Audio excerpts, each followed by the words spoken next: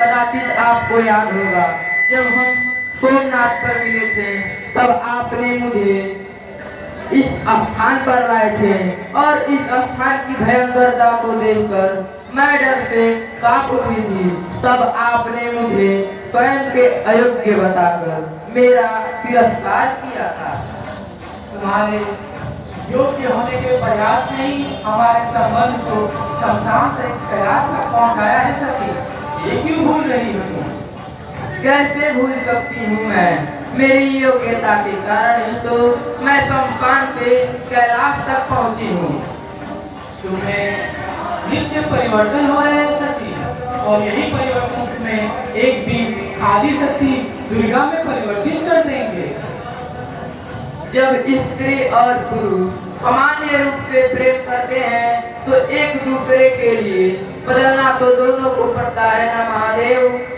बदला तो मैं भी हूँ सती। संसार से व्यस्त रहने वाले शिव को अब कैलाश पर रहने वाली पत्नी की चिंता रहती है।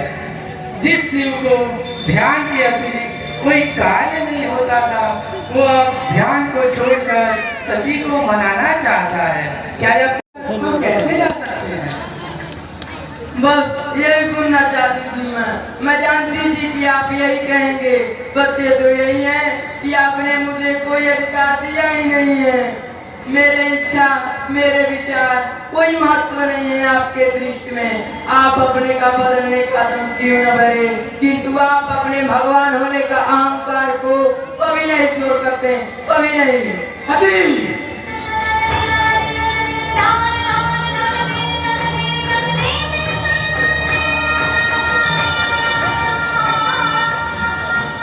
जानती हूँ कुछ बोलने का अधिकार नहीं है मुझे, किंतु आज कहे बिना नहीं रह पाऊंगी। सत्य तो यही है कि आपके लिए मैं एक तुच्छ मनुष्य हूँ, जो मेरे इच्छा मेरे संबंधियों के लिए कोई महत्व नहीं है आपके दृष्टि में।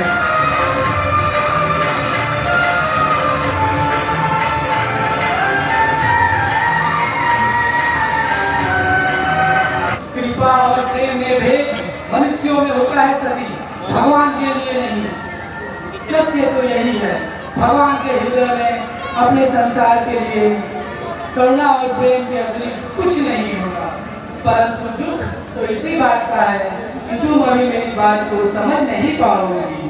तुम्हें पूर्ण रूप से मेरी बात तभी समझ में आएगी जब तुम पूर्णतः आदि शक्ति बन जाओगी। तब तुम्हें समझ में आएगा भगवान के प्रेम का स्वरूप क्या होता है। मुझे सबसे प्रेम है सती।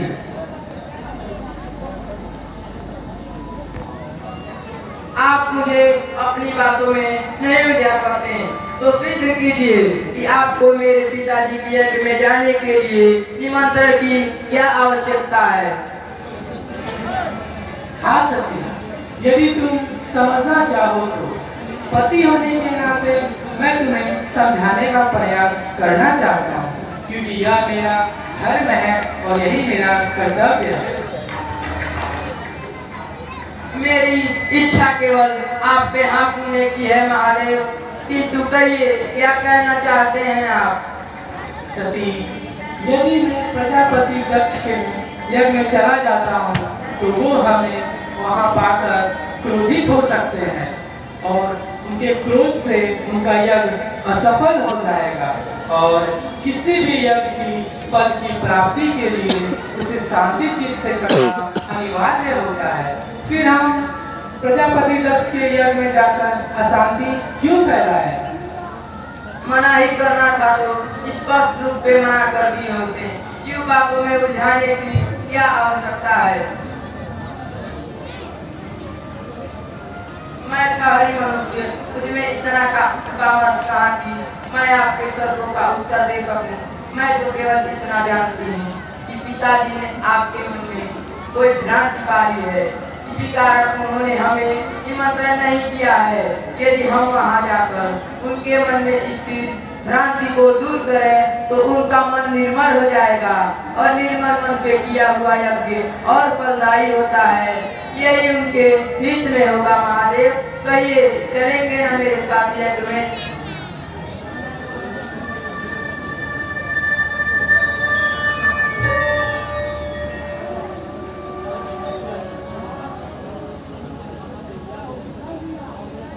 याद रहे सती, जो लोग बिन बुलाए दूसरों के घर पहुंच जाते हैं उन्हें मृत्यु से भी अधिक कष्टदायी अपमान को सहना पड़ता है।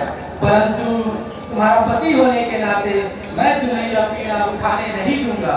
मेरी बातों को शांति चित्त से समझने का प्रयास करो सती। मैं तो केवल इतना जानती हूँ, यदि आप मुझसे प्रेम करते हैं तो मुझे मेरे पिताजी की आज्ञा में ले चलेंगे, अन्यथा कह दीजिए कि आपको मुझसे प्रेम ही नहीं है।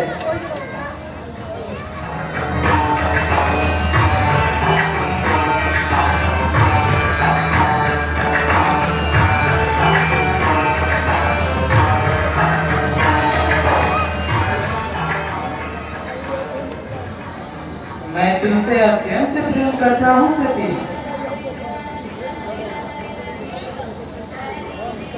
तो सिद्ध कीजिए, कहिए आपको मेरे साथ उस यज्ञ में चलना ही होगा महादेव, आज आपको निर्णय लेना ही होगा।